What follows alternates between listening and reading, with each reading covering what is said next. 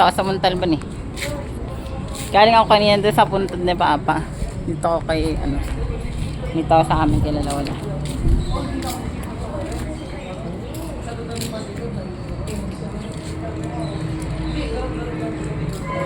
Ito yun sa amin eh. Kasi ito yung kay Lola.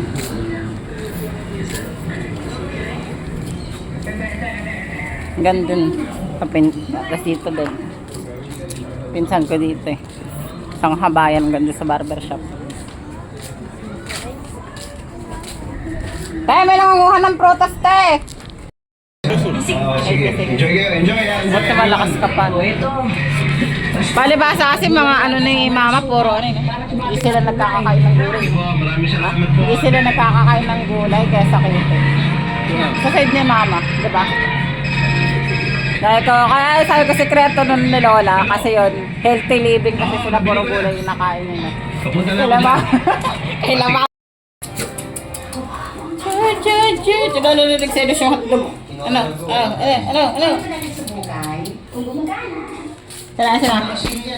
Ang chuchu. Bo, nagupitan ka ngayon. Nasaan yung isa? Nasaan yung isa?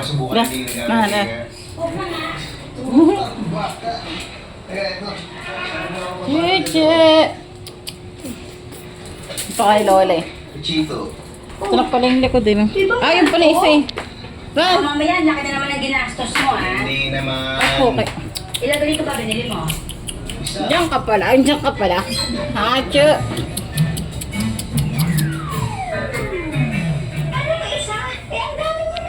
Ay, kinamingit. Ganda pala, ano? Ba, ang daming halaman ni Lola. Ganda.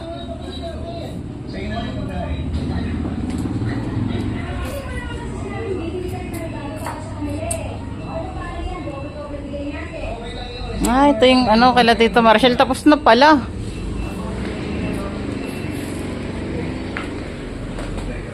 Ang bilis oh. Parang lang to, nung December lang ba yun? Ganda na oh.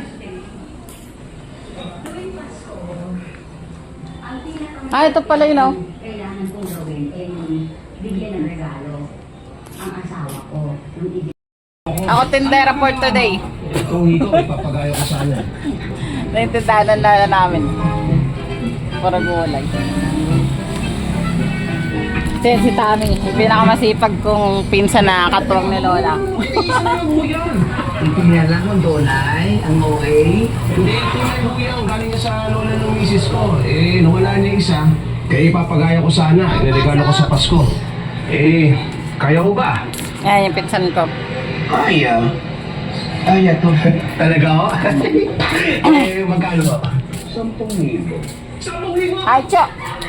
Isa lang papagawa ko eh. Isa nga lang. Bakit ang mahal? Dahil mong tanong, may untog pa kita nito. Ha? Ayun o, tingnan mo maigi ha. Ang selling niyan,